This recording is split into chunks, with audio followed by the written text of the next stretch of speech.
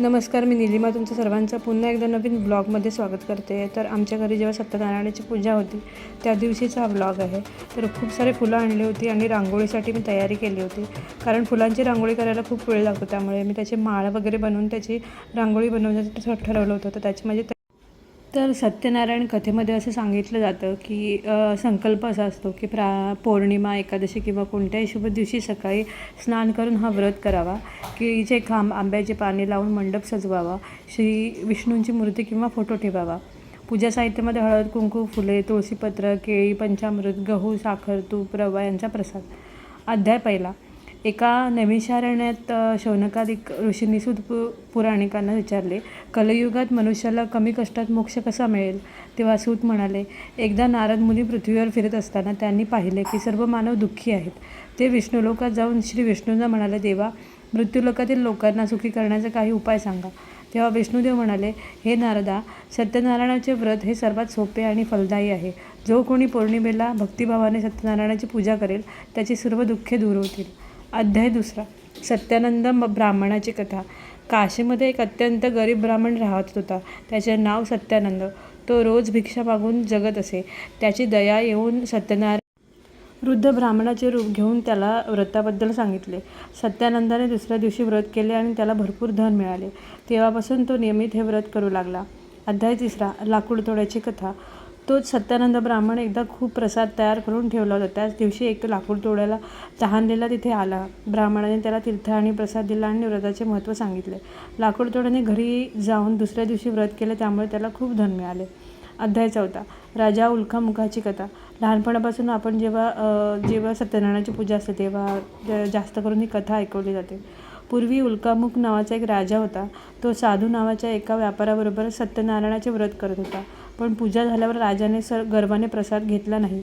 त्यामुळे सत्यनारायण देव कोपले. राजाचे सर्व राज्य गेले. त्याला आणि राणीला खूप दुःख भोगावे लागले. शेवटी त्याला आपली चूक कळली. त्याने पुन्हा भक्तीने व्रत केले आणि क्षमा मागितली. देवाने प्रसन्न होऊन त्याचे राज्य त्याला परत दिले. अध्याय पाचवा. साधू व्यापाऱ्याची कथा. रत्नसार नगरीत साधू नावाचा व्यापारी राहत होता. त्याला मूलबाळ नव्हते. त्याने सत्यनारायणाला नवस केला की मला मुलगी झाली तर मी व्रत करीन. त्याला कलावती नावाची मुलगी झाली, पण त्याने तो नवस विसरला. पुढे कलावतीचे लग्न झाले. साधू आपल्या जावयाबरोबर व्यापारासाठी गेला, पण व्रत न केल्यामुळे देवाने त्यांना बंदीखान्यात टाकले. इकडे घरी कलावतीने सत्यनारायणाचे व्रत केले. देव प्रसन्न झाले आणि राजाने व्यापारी व त्याच्या जावयाला सोडून दिले आणि खूप धन देऊन सन्मान केला. घरी येताना साधू व्यापाऱ्याने पुन्हा गर्व केला आणि देवाने त्याची नौका धनासह समुद्रात बुडवली. शेवटी त्याने पुन्हा व्रत करून क्षमा मागितली, तेव्हा त्याची नौका परत आली. फलश्रुती. जो कोणी ही 5 अध्यायाची कथा भक्तिभावाने ऐकेल किंवा वाचेल त्याच्या सर्व इच्छा सत्यनारायण देव पूर्ण करतात. त्याला सुख, संपत्ती, संतती प्राप्त होते. आणि मग अशी सत्यनारायणाची पूजा प्रत्येक याच्यामध्ये जेव्हा केली जाते तेव्हा आपण ऐकतो ते गाणी वगैरे लावतात आणि सत्यनारायणाची कथा त्याच्यामध्ये ऐकवतात. तर ही साधारण अशी कथा मला माहिती आहे, ती तुम्हाला सांगितलेली आहे. आणि सत्यनारायणाच्या प्रसादामध्ये रवा, साखर, तूप, केळी, दूध एकत्र करून प्रसाद तयार करतात. हा प्रसाद सर्वांना वाटतात. आरतीमध्ये सत्यनारायणाची आरती पण असते आणि वेगवेगळ्या कथा वगैरे पण सांगितल्या जातात. तर आमच्याकडे पण दरवर्षी म्हणजे आता ती 1-2 वर्षापासून आम्ही सत्यनारायणाची पूजा करतो. तर ह्या महिन्यामध्ये म्हणजे श्रावण महिना स्टार्ट झालेला आहे, तर त्यानिमित्ताने सत्यनारायणाची पूजा करण्याचं ठरवलं होतं. म्हणून मग सगळी तयारी वगैरे चालू होती. तर इथे मी सगळी तयारी वगैरे करत होती आणि मधून म्हणजे अचानक ठरलं होतं, त्यामुळे मग तयारी आधीपासून नव्हती. आणि मग फुलं वगैरे आणली होती, कारण फुलांची रांगोळी जेव्हा काढायची असते तेव्हा जास्त फुलं लागतात आणि पाकळ्या वगैरे असतात. त्यामुळे आमच्या दरवाजामध्ये खूप जास्त वारा येतो, त्यामुळे मग अशी जी रांगोळी काढतो ती रांगोळी टिकली नसते, म्हणून मग फुलांची रांगोळी बनवण्याचं ठरवलं होतं.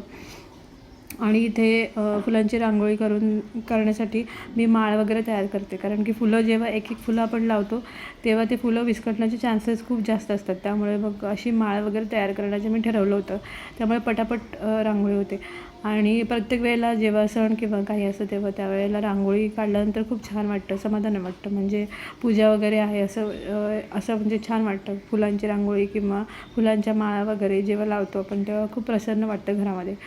तर अशा 2 गोंड्याच्या फुलांच्या माळा तयार करून ठेवल्या. ही फुलं खूप आवडतात मला, म्हणजे रांगोळीमध्ये तर खूप सुंदर दिसतात आणि इतर वेळेला आपल्या पूजा किंवा काही साहित्यामध्ये पण गोंड्याची फुलं खूप जास्त करून वापरतात. तर खूप भारी वाटतं. इथे माझ्याकडे गुलाबाची फुलं पण होती. म्हणजे आमच्या घरी रोज जे आहे देवाची पूजा वगैरे करतात, त्यामुळे त्यासाठी जे हार वगैरे लागतात त्यासाठी फुलं आणून ठेवलेले होते. त्यामुळे मी त्यातले 2-4 म्हणजे गुलाबाची फुलं घेतली, त्याच्या पाकळ्या वगैरे बनवल्या. जास्त पाकळ्या वगैरे बनवल्या नाही, त्यामुळे पाकळ्या पण वाऱ्याने वगैरे उडण्याचे चान्सेस जास्त असतात. म्हणून मग मी थोड्याशा पाकळ्या गुलाबाच्या घेतल्या होत्या. त्यानंतर अस्टर म्हणजे असे फुलं आहेत, ते पर्पल कलरची जी फुलं दिसतात ती बॉर्डर म्हणून वापरणार होती. तर माझी तयारी वगैरे सगळी झालेली आहे. त्यानंतर मग साधारण रात्रीचे 12 वाजले आहेत. 12 वाजल्यानंतर मग थोडीशी साफसफाई वगैरे करून मग त्यानंतर मग सकाळी उठायचं होतं. त्याच्यामध्ये पूर्ण सगळीकडे फुलं फुलं फुलं हे बघा, इथं पण फुलं, इथे पण फुलं, अशी एवढी फुलं आणलेली आहेत तुझ्या पूजेसाठी. माझी तयारी झालेली आहे रांगोळीची वगैरे. बंद करून ठेवते. तर आमच्या घरी जो जुना फ्रीज आहे त्याच्यामध्ये फुलं वगैरे ठेवली होती. त्यानंतर थोड्या वेळासाठी चालू करून ठेवला होता आणि मग मी इथे मेहंदी काढली. आणि सकाळी छोटीशी रांगोळी, आपली रांगोळीची रांगोळी काढायची होती, म्हणजे जी साधारण आपण रेग्युलर वापरत होती. आणि मी असा मोबाईल थोड्या चुकीच्या ह्याच्याने ठेवला, त्यामुळे मग मला तिथे दिसलं नाही. थोडीशी एक क्लिप आहे जी पुढे ॲड केलेली आहे. तर सकाळी उठल्यानंतर सगळी साफसफाई करून झाली, मग लादी वगैरे पुसून घेतली पहिले आणि त्यानंतर मग छोटीशी रांगोळी काढली.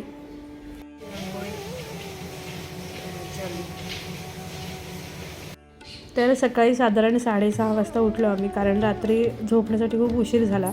आणि त्यानंतर सकाळी उठल्यानंतर साधीवाली अशी रांगोळी म्हणजे फुलांची माळ वगैरे लावून हे करण्याची मी तयारी करत होते.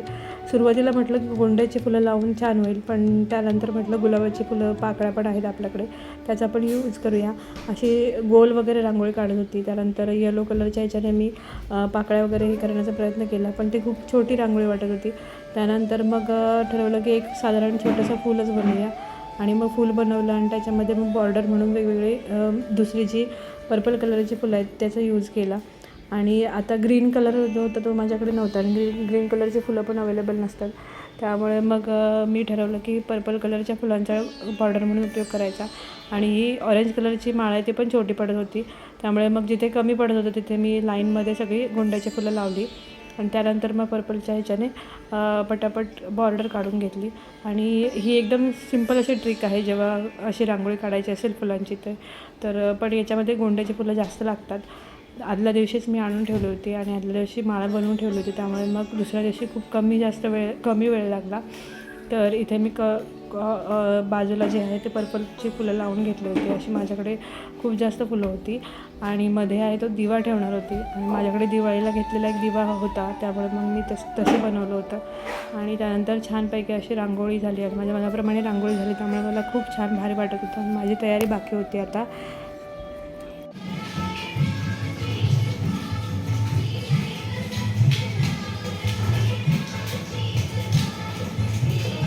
सत्यनारायणाची पूजा आहे, तर माझी तयारी राहिलेली आहे.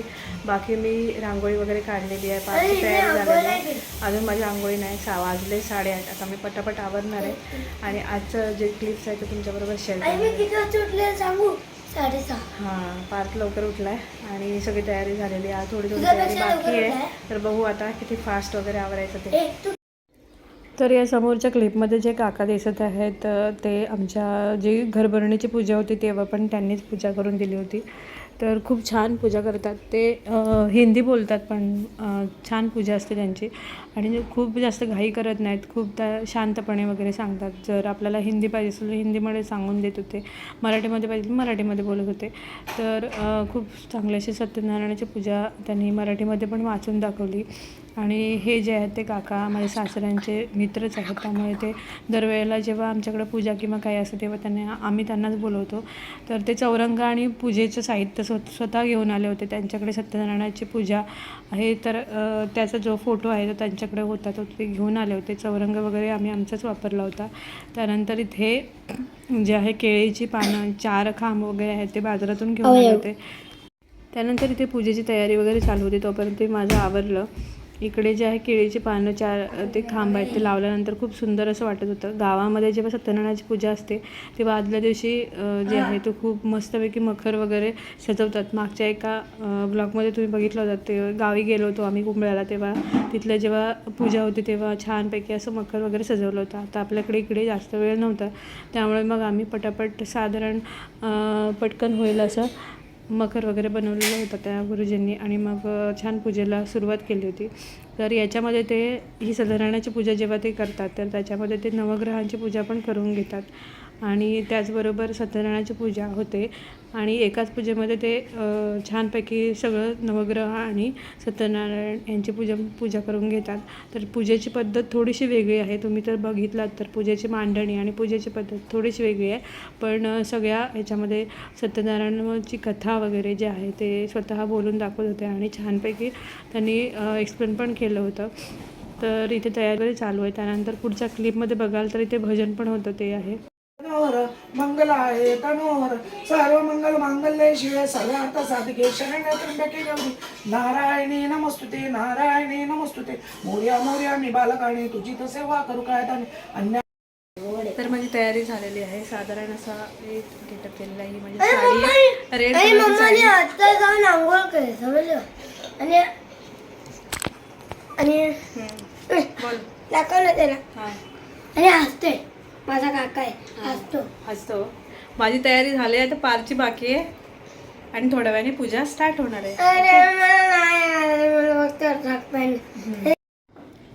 तर ही जी साडी आहे ती मला माझ्या वहिनीने दिली होती. तर ह्याच्यावरती छानपैकी मी मस्त ब्लाऊज शिवून घेतला. याच्यावरती पहिल्यांदाच वर्क वगैरे करून घेतलं. खूप छान. तर ती तयारी झाली आणि 5 मिनिटांमध्ये जेव्हा पूजा वगैरे स्टार्ट होणार होती 1-2 फोटोज पण काढून घेतले. ओम नारायणाय नमः. ओम ऋषिकेशाय नमः. स्तोत्रचारणम्. गोविंदाय नमो नमः. ओम ऋषिकेशाय नमः. गोविंदाय नमो नमः.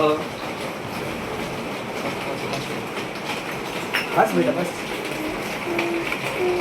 अमुदी आपली गला आहे. तस्य ते पवित्र पदे पवित्र पूर्णस्य काम पुरे तच्छते अम्मा. त्यानंतर आमचे जेवण आटोपले आणि दुपारी साधारण 3 वाजता वगैरे जे भजन वगैरे आहे ते येणार होते. तर इथे महिला मंडळाचं भजन वगैरे होतं ते आले होते. समोर माझ्या काकी बसल्यात, त्यानंतर इकडे मम्मी बसल्यात. असे सगळेजण आम्ही एकत्र भजनासाठी वगैरे.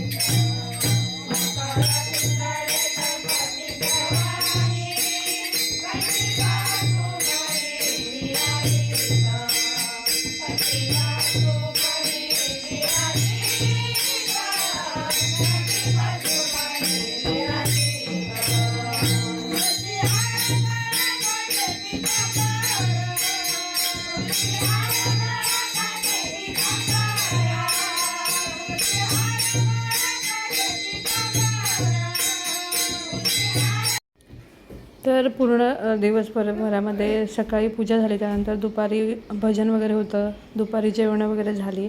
त्यानंतर मग जे काही छोट्या मोठ्या क्लिप आहेत त्या मी त्या ॲड केल्या आहेत.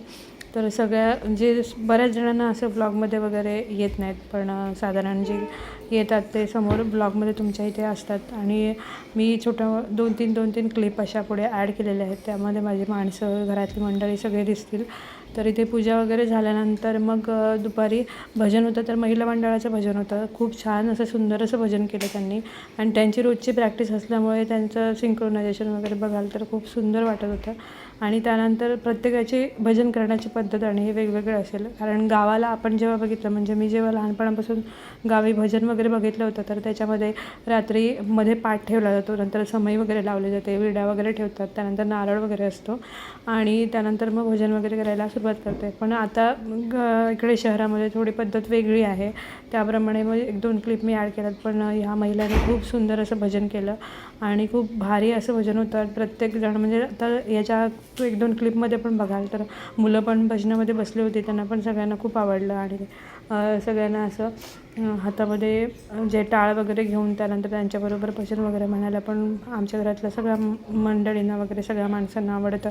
आम्ही थोडा वेळ पण तिथे बसलो होतो आणि त्यानंतर बरेच म्हणजे माझ्या प्रमोदच्या मामा वगैरे सगळे येऊन गेले होते, पण प्रत्येक सगळ्यांनाच क्लिपमध्ये नाही घेतलं. तर तिकडे त्या साईडला थोडे इकडे कोपऱ्यामध्ये मामी बसलेले आहेत, तर त्या पण आहेत तिथे.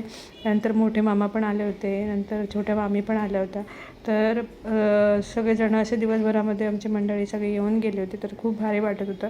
अशा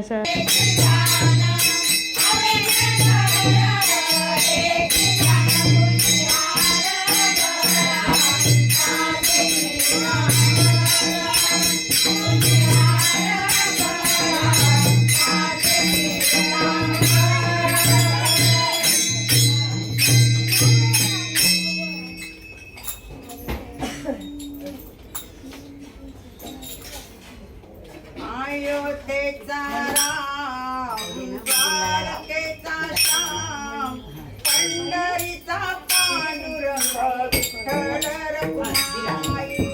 अयोध्येचा राम, द्वारकेचा श्याम, पंढरीचा पांडुरंग, विठ्ठल रखुमाई.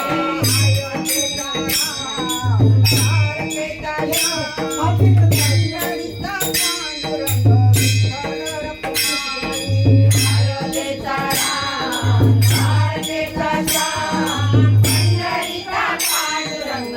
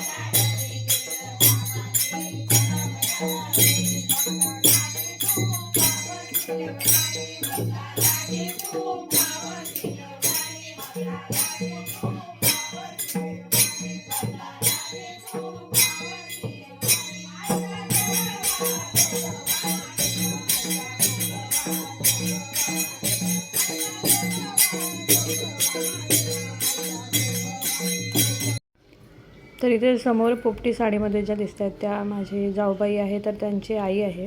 तर त्यांनाही भजनाची खूप जास्त आवड आहे. त्याप्रमाणे त्या भजन याच्यामध्ये असतात. ह्या सगळ्या त्यांच्या मैत्रिणीच वगैरे आहेत. तर याच्यामध्ये त्यांच्याकडे असं भजनच्या याच्यामध्ये जोगवा वगैरे मागला जातो. कारण जे आहे ते तुळजापूर वगैरे त्या साईडला असं जोगवा मागण्याची पद्धत वगैरे आहे. त्याप्रमाणे त्यांचे ते भजनामध्ये बोलत होत्या.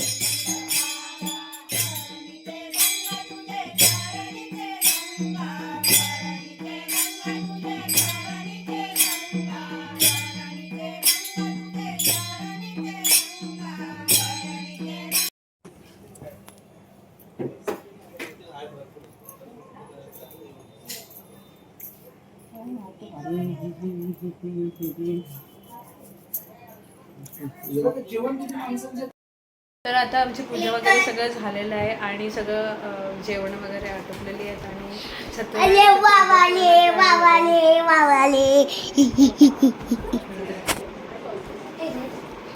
अरे बाबाले बाबाले बाबाले अरे ठेव. तर अशा प्रकारे छानपैकी सत्यनारायणाची पूजा झालेली आहे आणि सगळ्यांच्या जेवणं वगैरे आटोपलेली आहे. सगळं आवरलेलं आहे आणि आता मी सगळं चेंज वगैरे सगळं व्यवस्थित सगळं आवरून आता सगळं पटापट सगळं भांडी वगैरे सगळं व्यवस्थित झालेलं आहे. नेक्स्ट उद्या उत्तरपूजा वगैरे असते. तर अशी सत्यनारायणाची पूजा झालेली आहे आणि आता आमचं सगळं आवरलेलं आहे. सगळं जेवण वगैरे सगळे झालेले आहेत आणि आता उद्या सकाळी उत्तरपूजा वगैरे करायची आहे. तर सकाळी साधारण ब्राह्मणाने सांगितल्याप्रमाणे 9-9:30 वाजता उत्तरपूजा करायची आहे. तर मस्त झाली पूजा वगैरे. छान वाटलं बऱ्याच वर्षानंतर. छान वाटलं सगळेजण एकत्र आले आणि पूजेचे वगैरे माहोल असेल तर खूप भारीच वाटतं. तर मस्त वाटलेलं आहे. हा ब्लॉग तुम्हाला कसा वाटला तर तुम्ही नक्की कमेंट करून सांगा आणि आवडल्यास लाईक शेअर आणि सबस्क्राईब.